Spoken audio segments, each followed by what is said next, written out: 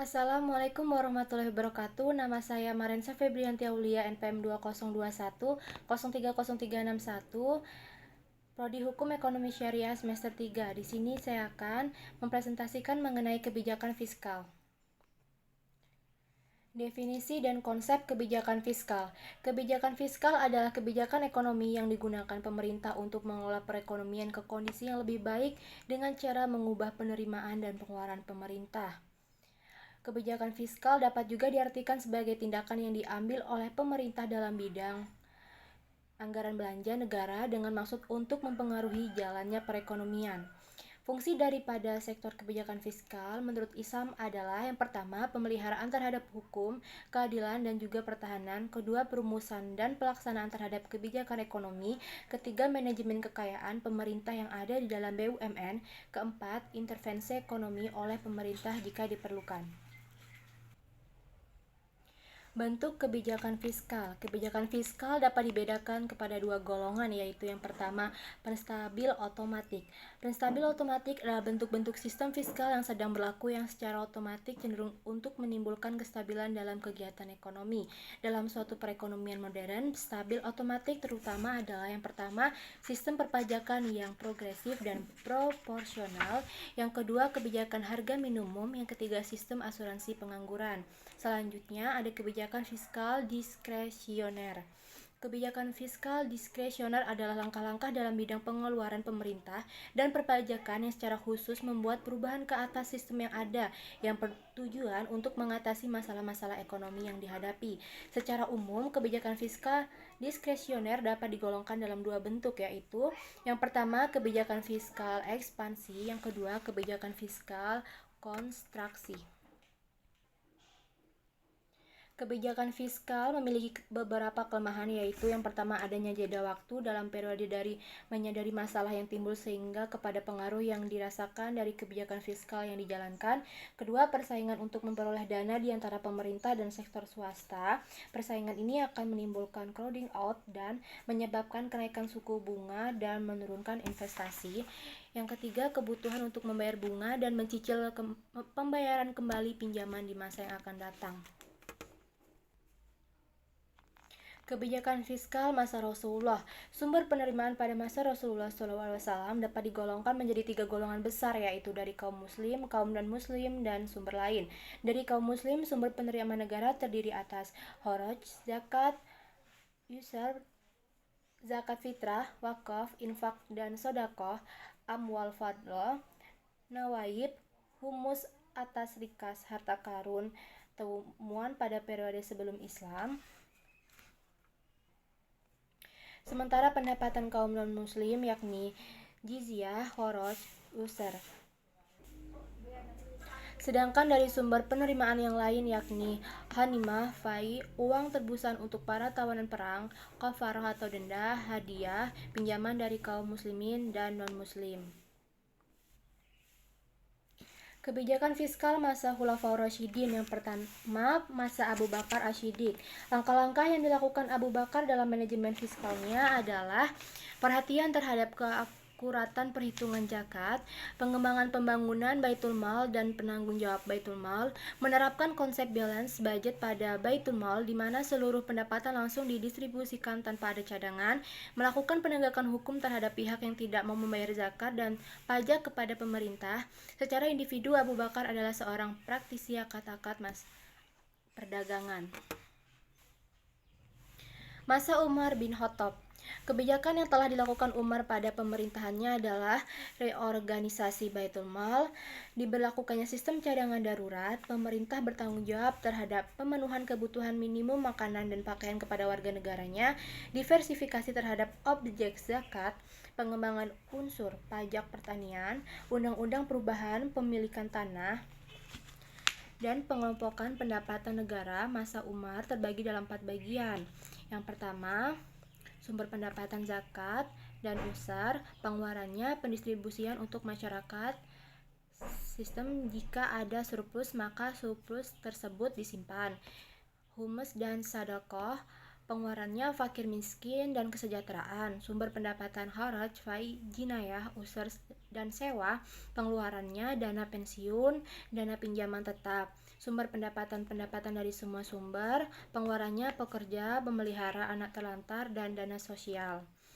Masa Utsman bin Affan. Kebijakan Utsman yang ditempuh pada masa pemerintahannya adalah pembangunan irigasi pengairan, pembentukan organisasi kepolisian untuk menjaga keamanan negara, terutama keamanan perdagangan, pembangunan gedung pengadilan guna penegakan hukum, kebijakan pembagian lahan luas milik Raja Persia kepada individu dan hasilnya mengalami peningkatan dari 9 juta dirham pada masa Umar menjadi 50 juta dirham pada masa Utsman, meningkatkan anggaran pertahanan dan kelautan serta meningkatkan dana pensiun serta dana pembangunan di wilayah taklukan baru, membuat beberapa perubahan administrasi dan meningkatkan kharaj dan jizyah dari Mesir.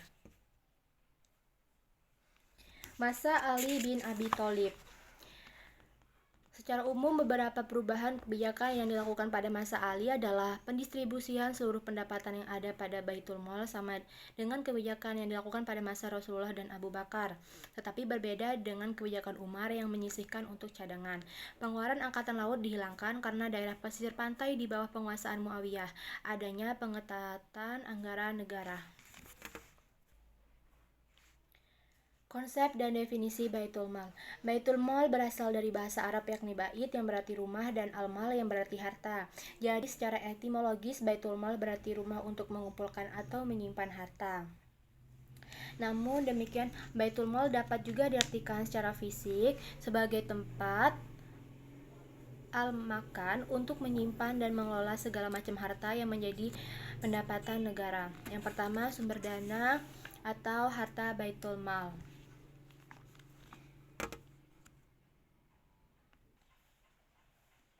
Syaikh Taqiyuddin An-Nabhani dalam kitabnya An-Nizam al-Iqtisadi fi al-Islam 1990 telah menjelaskan sumber-sumber pemasukan bagi Baitul Mal dan kaidah-kaidah pengelolaan hartanya.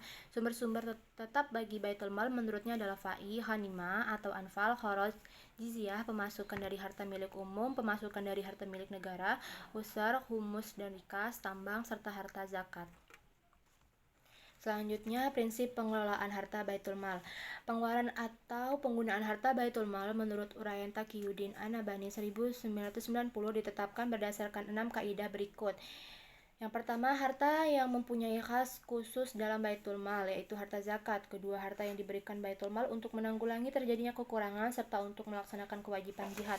Yang ketiga, harta yang diberikan Baitul Mal sebagai suatu pengganti, yaitu harta yang menjadi hak orang-orang yang telah memberikan jasa seperti gaji para tentara, pegawai negeri, hakim, tenaga edukatif, dan sebagainya. Keempat, harta yang dikelola Baitul Mal yang bukan sebagai pengganti, tetapi yang digunakan untuk kemaslahatan dan kemanfaatan secara umum. Yang kelima, harta yang diberikan Baitul Mal karena adanya kemaslahatan dan kemanfaatan, bukan sekedar pengganti. Yang keenam, harta yang disalurkan Baitul Mal karena adanya unsur kedaruratan semisal penceki atau kelaparan, angin taufan, gempa bumi, atau serangan musuh. Selanjutnya ada pengeluaran pemerintah berdasarkan jenisnya.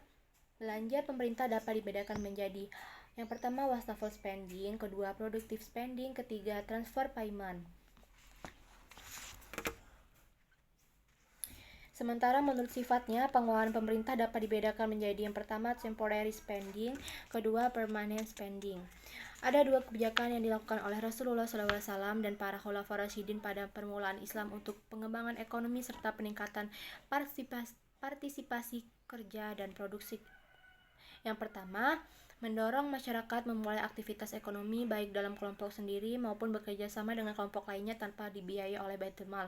Yang kedua, kebijakan dan tindakan aksi yang dilakukan Rasulullah dan khulafaur rasyidin dengan mengeluarkan dana Baitul Mal. Selanjutnya, utang pemerintah. Ada suatu kondisi di mana negara akan mengalami pengeluaran lebih besar daripada penerimaan, dengan kata lain dikatakan defisit anggaran. Jika suatu negara mengalami defisit anggaran, maka solusi kebijakan untuk mengatasinya antara lain melakukan pinjaman utang, baik yang berasal dari dalam negeri maupun dari luar negeri, mencetak uang untuk memenuhi kebutuhan anggaran yang mendesak, melakukan kebijakan pengeluaran uang ketat, menaikkan tingkat pajak. Kebaikan-kebaikan dari kebijakan pinjaman pemerintah terutama pinjaman luar negeri adalah yang pertama, dana tersebut merupakan suplemen atau tambahan kepada dana yang tersedia di dalam negeri. Yang kedua, oleh karena pinjaman dari luar negeri menyebabkan pemerintah tidak bersaing dengan pihak swasta dalam menggunakan dana yang dikumpulkan di dalam negeri, maka suku bunga tidak akan mengalami kenaikan dan pihak swasta tidak akan mengurangi investasinya. Yang ketiga, memungkinkan percepatan dalam pertumbuhan dan pembangunan ekonomi dalam jangka panjang. Keempat, pinjaman luar negeri adalah dana yang berbentuk mata uang asing.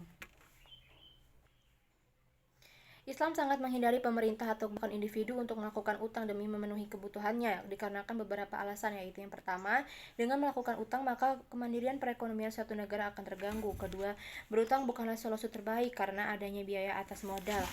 Yang ketiga, kewajiban mencicil pinjaman berikut buangannya akan menimbulkan tekanan ke atas kestabilan neraca pembayaran. Dengan melihat pada dampak buruk yang akan didapat oleh suatu negara yang berutang dibandingkan dengan kebaikannya, suatu pemerintah Islam diarahkan untuk menghindari berutang. Akan tetapi, jika berutang merupakan solusi jangka pendek yang bisa didapat oleh suatu negara akibat kondisi tertentu, maka utang yang diambil diarahkan kepada utang yang bebas dari bunga agar tidak membebani biaya akibat adanya tambahan biaya atas modal yang harus dibayarkan.